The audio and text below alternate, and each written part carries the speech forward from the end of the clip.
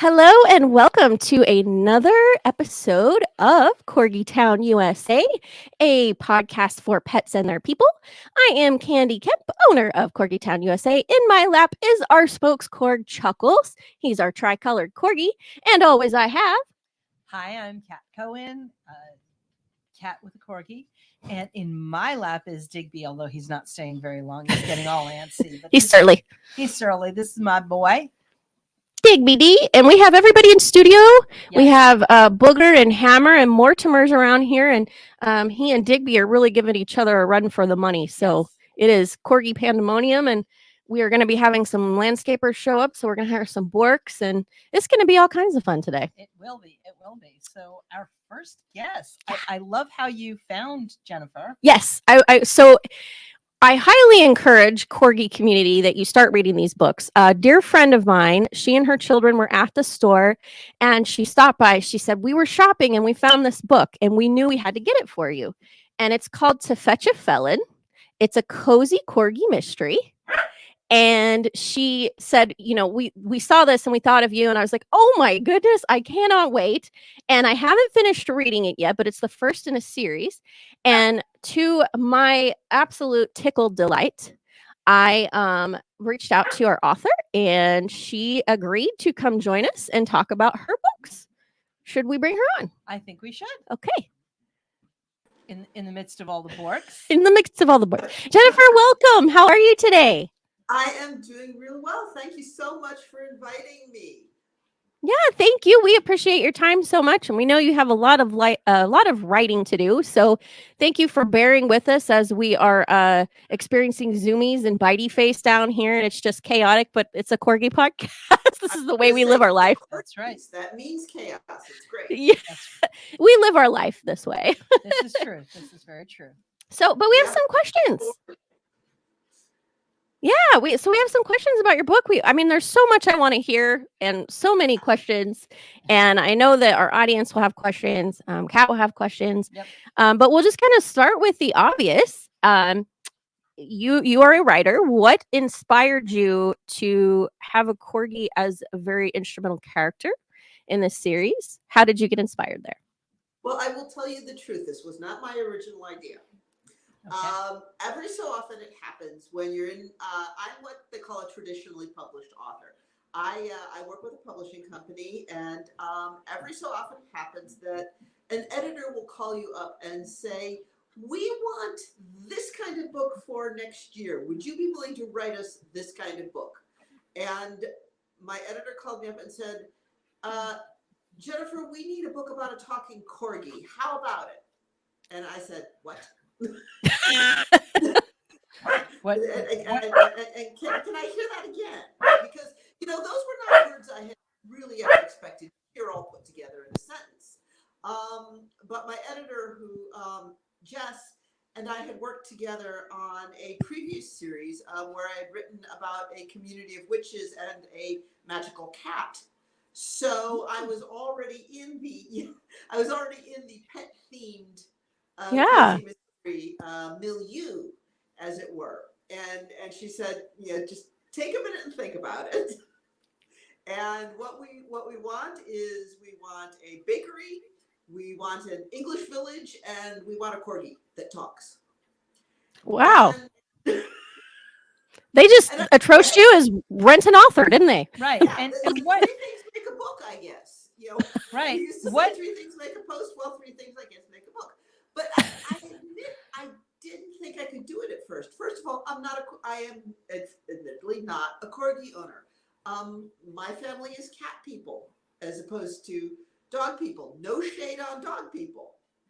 Yeah, no, me too. I've been called to task to say that I'm not a dog person, but in reality, before Digby came along, I had not had a dog in 30 years, and it was my ex-husband's dog. I loved the dog more than the ex-husband. So when the dog, honest to God, when the dog passed away, I thought, well, this is an out. because that's how good the dog was.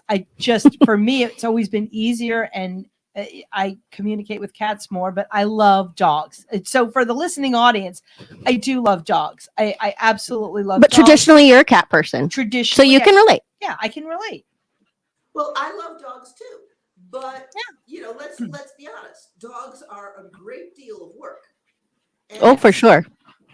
if you're going to own an active breed, like say a corgi, who are very intelligent dogs, who are bred to be working dogs. I mean, they're cute as heck, but they're working dogs. They are. If you don't have the time or the space to properly house and train a working breed, you are going to end up with a board dog, and then disaster happens. Yeah, Yeah. you're absolutely right. We own 2 working dogs, my corgi and my Australian cattle dog, both working dogs. So Yeah. if we don't keep them going, we have complete disaster in the house. So absolutely, and thank you for saying that, because so many of our listeners are thinking about getting corgis, but don't realize, and they're fabulous. My dog is brilliant. And he's just like a brilliant child, a brilliant child. Their mind needs to constantly be engaged with something. So thank you for saying that. Yeah. No, We want. it's one of the reasons I'm sorry. No, continue, please. It's one of the reasons I don't at this time have a dog, because I know what kind of work is involved in properly housing and caring for, again, especially working breed like a corgi. If you have to be out in the day, if you have, say, a small house, I would not keep a corgi in we have a very small house. It's a great house. We love our house. 1915 bungalow. I wouldn't keep a corgi in there. We have got a tiny house and a tiny yard. So, you just have to think before you decide what kind of dog you're going to bring into your life. Yeah, that's and we want everybody to know the full story. So yes, I appreciate that too. And also, Bungalow, be still my heart. Yes. As a house fanatic, I'm completely intrigued. Oh, yes, yeah, we were so lucky. We found this. It's like I said, we think it's a 1915 house. They told us it was 1920. My husband did a little digging. We think it was lying about its age. It's got the original floors. It's got the original windows. And Oh, I'm swooning. We have been slowly fixing it up. Since we got it, we are just about to start in. We got the downstairs mostly where we want it. We are just about to start it on the upstairs. We found a local company that will restore the windows. Wonderful. So we don't have to get aluminum windows. We're going to be able to keep the wood windows. So, oh, that's amazing. Very exciting. But again, back in the day, they built. This was a house set up in a very working class. At the time, it was a very working class neighborhood. So it was a small house for a small family, and corgis got to stretch those tiny little legs. Oh, they do. They do. Yes, you're having the cacophony of Borks in agreement. Yes. Yes. So did you find it challenging when they said we want you to write about a bakery and a talking corgi? did it take you a while to kind of wrap your head around that? The bakery part was easy. I'm a great fan of all baked goods, and I'm a great fan of the Great British Baking Show. So there I am watching my Great British Baking Show reruns and saying it's research. It's all research. So that part was easy, but it took me a little while to get a handle on how I was going to make a character out of this dog. Now, obviously when you're writing about a talking animal, you're right into, it's fantasy. We all know. We all pretend to talk to our animals, and we pretend that they talk back. But I wanted to see what I could do to make Oliver more than just a human in a fursuit. Because a dog perceives the world differently from a human being. So I was actually able to do some really good research. There's a fabulous book out there. I'm blanking on the author, called The Other End of the Leash. And the author is an actual animal psychologist been to school and everything, and writes about how a dog's senses work, how they get information into their brain. And it's in a very different way than humans do. Obviously, humans, we are sight driven. Everything we get comes in through our eyes first and all our other senses afterwards. Dogs' eyes are like number three. It's not going to surprise anybody that first thing is the nose. The world is a pile of smells. And the second thing is the ears. They hear before, and that's partly why a dog can raise their ears. A dog can turn their ears around, because hearing is so important to them. They have to be able to tell where something is coming from. So their ears are like antennas. They're directional. And only then does sight come into play. So they perceive the world very differently than we do. And once I started reading about that, I started to get really interested. I'm like, okay, we can take this. We can work with this, because I am a big old nerd. And I am fascinated. I am totally fascinated. And now I need to get. Good. Okay, I turned back on again. Yeah, we're trying to turn the mics on and off for our listening audience because, well, borking. Saving your ears. Yeah, saving your ears. Right. But I am completely fascinaed by this. Yeah. Again, as somebody who's new to the dog world, really. Yeah. I mean, I had Lassie growing up. It was a collie. I named it Lassie. What does every little kid do? And I had another little toy poodle, not that long. It didn't like us, but it liked a neighbor. But you've had dogs. I've had dogs. I've had plenty of dogs. And Kelly was an amazing. He was like a miniature German Shepherd, and he was such a good boy. He was such an amazing dog. Like my Lilo. Like your Lilo. Yeah. My first corgi. Owner, idiot. Little doggy, amazing. Will I get you in trouble with your publisher if I wanted to read just a couple little snippets? No, please go right ahead. Can I do that? Okay. Because this is earmarked on what we're talking about and some of the research you've done and reading this book about ears. So I want to tell you, and I'm not as far as I would like to be. I think I'm on chapter 5 or 6, chapter 7, actually. And so I'm just getting started. But so far, just in these first 7 chapters, you have really captured the essence of a corgi, because the character Oliver is, I see him. I see my corgis in him, and I am very familiar with this behavior. But at the very beginning, there's a little excerpt here that I want to share. Humans wasted so much time. The air was full of green, growing, and salty smells, even more smells than Hyde Park on a Sunday. And they weren't even paying attention to any of them. So here we are with the smells. Right. But this right here, I love so much. Of course, being a corgi, Oliver was a dog of noble warrior heritage.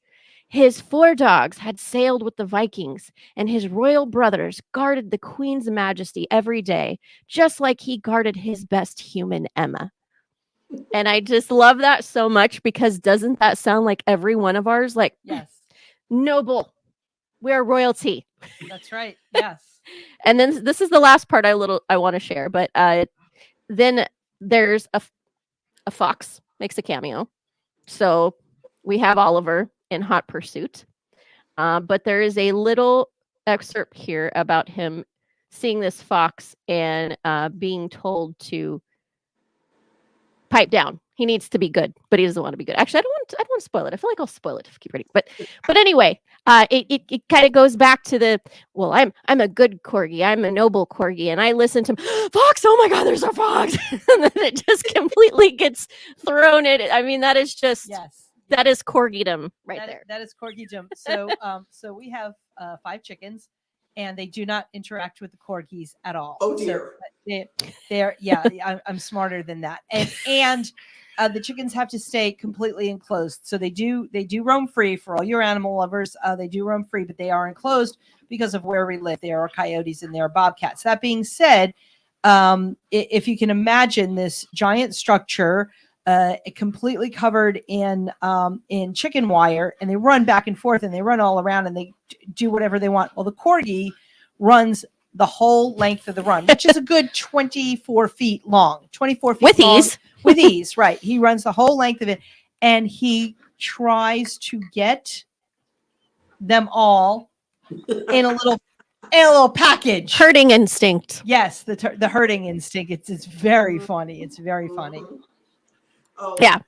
You've definitely captured the essence. You did. Well, partly this is from now. I'm a cat. From a cat family, but I did have a relationship as a kid with a dog. My aunt and uncle, who lived way out in the country outside of Buffalo, had a Malamute, and the Malamute's name was Kasek. And he was the best dog ever. I mean, every dog is the best dog ever, but he was never tied up. He was never in a kennel. He just had the whole countryside to roam in, and wherever I went as a kid, Kasek was either in front of you or behind you. And and he was in the. I didn't know Malamutes were actually white until I saw some in the city, because Kasek was gray. Oh. Because he was always in the mud and in the clay and all of these things. But he was a terrific dog, unless and until he caught wind of a groundhog. Oh. And that was the end of it. Kasek was on the hunt. Right? Entirely different dog. Wow. Because there was an animal out there, and he was gonna find that sucker. Right. So that in part comes from childhood memories of Kasek. Oh my goodness. Yes. I can imagine. And those Malamutes are much bigger than Corgis. They are much big dogs. They are big dogs. That when I was maybe third grade, that Kasek knocked down a friend of mine just by being friendly. He jumped up and she went over him, and that was they are not small dogs, but he had a lot of room to run, so it was all right. And it was upstate New York, so it wasn't like he was in a real hot weather. So he was perfect country. Oh, that sounds like a perfect dog's life. That's it. Yeah. That's what every dog dreams of. I want to get back to, you were saying that it having specifically a Corgi was the idea of your editor and publisher. Mm-hmm. Did they ever give you a reason why it was a Corgi and not a German Shepherd? Or because everybody loves Corgis. This is true. They're adorable. They are wonderful, and I will be honest with you, they're kind of in right now. Corgis Yes. Yeah, I've had my first one was born in 2004, and when people would see him, he looked kind of like a little German Shepherd. He was a very large dog, but he didn't have legs because he was a Corgi. Right. And people would say, "That's a cool dog. What kind of dog is that?" I'd say a Corgi, and they'd say, "What? A Corgi? I've never heard of that before." And then it wasn't until about 10 years ago that people were like, "Oh, Corgis!" And now we have what we call the paparazzi. If you have a Corgi, you can't go anywhere. This is true, and I think also the TV show The Crown has done a lot to Corgis, because there she is. There's the Queen, and Cowboy Bebop and the Corgi. There's some famous ones. Yeah, there's some anime has been very big for Corgis, and there has been a lot of Corgi merch out there. So we are definitely seeing an increase in popularity of Corgis. So when we're looking for new books, and people do love a pet cozy. I love a pet cozy. So a Corgi was pretty much a natural. Yeah, right. I mean, how can you not? And I will say, our audience, people of Corgi Town, USA, will eat this up. I mean, I can highly recommend. So I'm excited. So as we're talking about the story and the setting, this is Cornwall, England. Mm-hmm. Yes. And I did read an excerpt here that you're a big fan of England. And so is that places you've been? What was the inspiration of where the setting was? Mm-hmm. Sorry, that was actually one of the things that led me into knowing I could write the book. When they said English village, I asked, could I make it Cornwall? I've been writing for a while, and back in the early 90s, I actually got to go to Cornwall researching another book, and I stayed in this lovely little village called Tintagel, which had a great big ruined castle, which is part of the King Arthur legends, and it's right on the seacoast. And I stayed at a little B&B, and it was everybody was so nice, and it was absolutely fabulous. And so when I said, okay, English Village, can I make it somewhere I've actually been? They said, yes, go ahead. So I modeled Trevanna on Tintagel. So the various settings, the tourist trap King Arthur Castle, the seacoast, the medieval ruins, which I hope to be able to write about in a future book.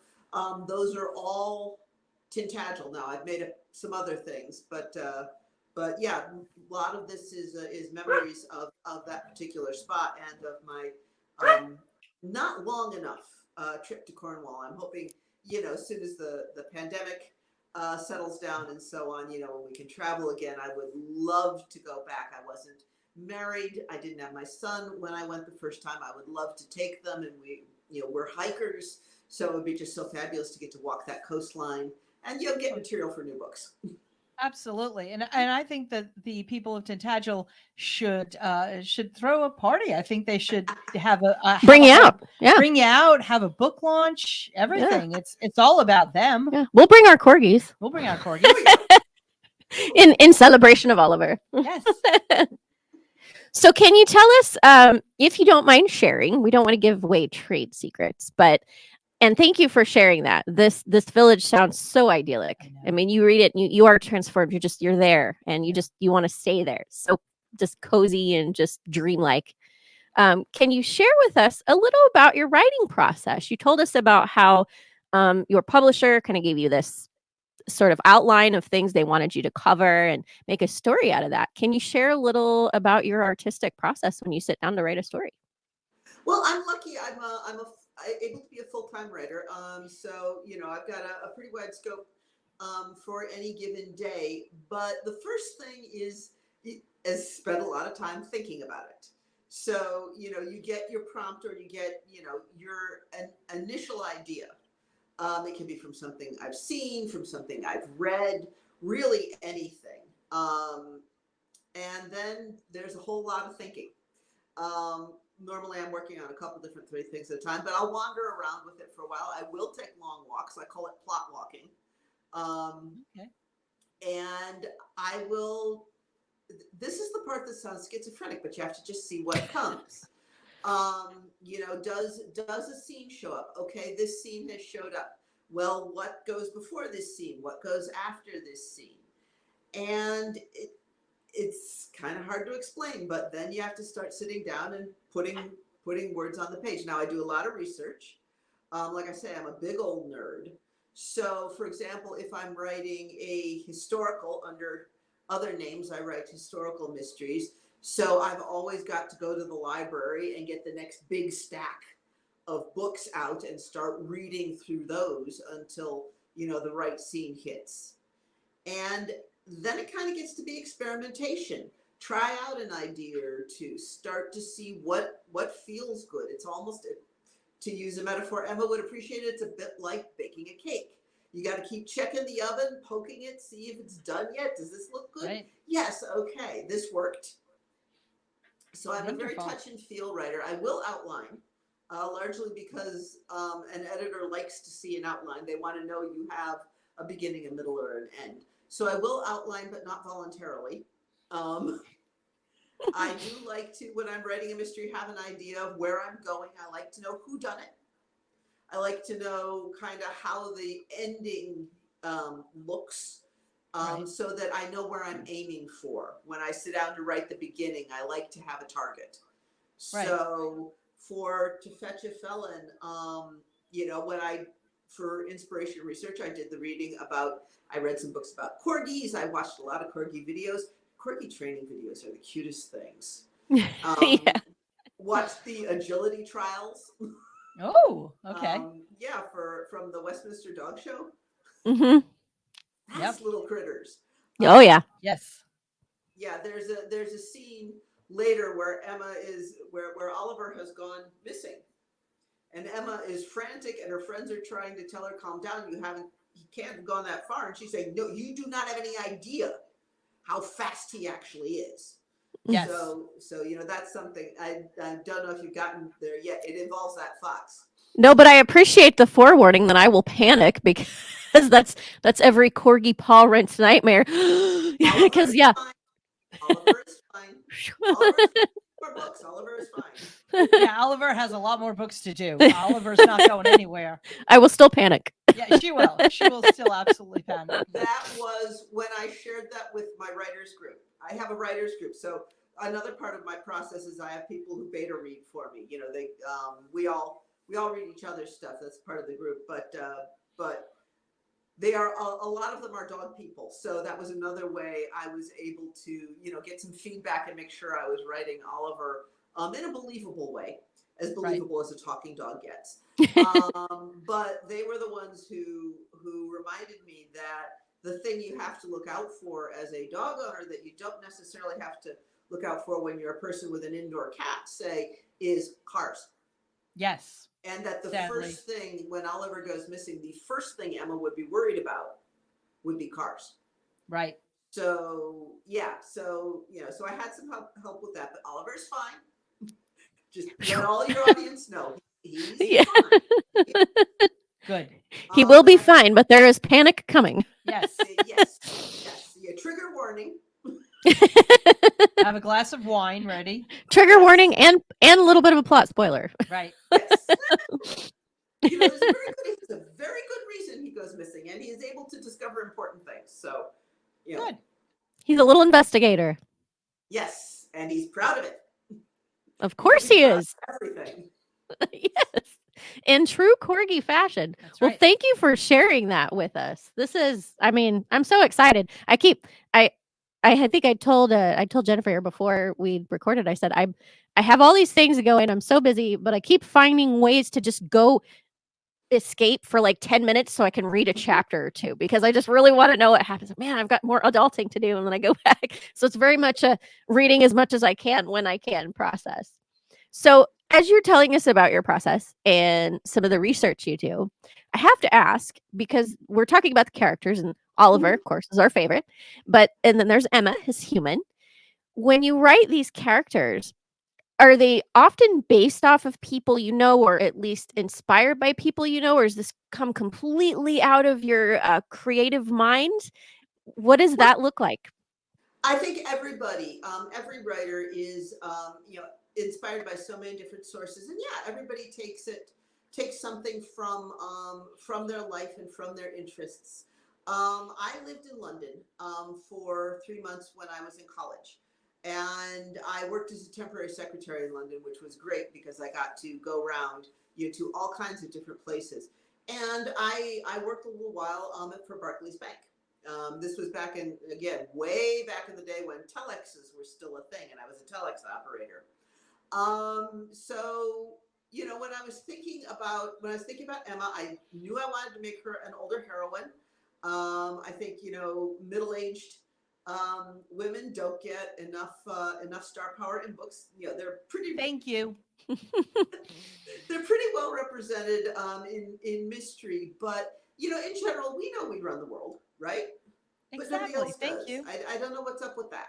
Us and the Corgis, we run the world. So I wanted to make her an older heroine. I wanted to make her someone who was starting a second act. And I wanted her to kind of naturally have some skills that would be very handy as an amateur sleuth. And because of my time in London, I thought, let's have her be a refugee from the banking industry. That's a famously harsh environment, not good for anybody, doesn't treat, a lot of older women well. It'll burn you out. So it would be natural for somebody like that to be looking for a second act, and also, frankly, because it would have allowed her to save the money that would have been needed to be able to say, okay, stopping now, starting over. So I wanted that, even if it doesn't necessarily play a big part in the story, I wanted all of that to be in the background. Right. So that's the kind of thing that I try to do when building a character. It's like, okay, so the character, this is the moment in the character's life that we're looking at here. How did they get here? What brought them to this time? And I try to keep that any character in a book is a little like an iceberg. You're seeing about this much. The author has seen this much. Yes. Okay. So I like to have a character pretty well thought out, and I will keep notes. And I have again, there's maybe 100 pages that you guys have never seen, simply because I'll be thinking with my fingers, so that I have this firmly in my head when I'm writing any given scene. Wow. Yeah, that's part of the best part of being a reader, being the audience, is that all these questions come up as you read about the character and you read about who they are and how they're reacting to scenarios, and you think, wow, well, I wonder what in their past caused this. And then as you kind of unfold, you learn more and more, and kind of keeps them from being predictable. Right. But you learn, like making a friend. You get to know someone and you learn more and more about them. Exactly. And that's why we read. I mean, let's face it, we read to go places we can't go, and to meet new people and make new friends. Yes.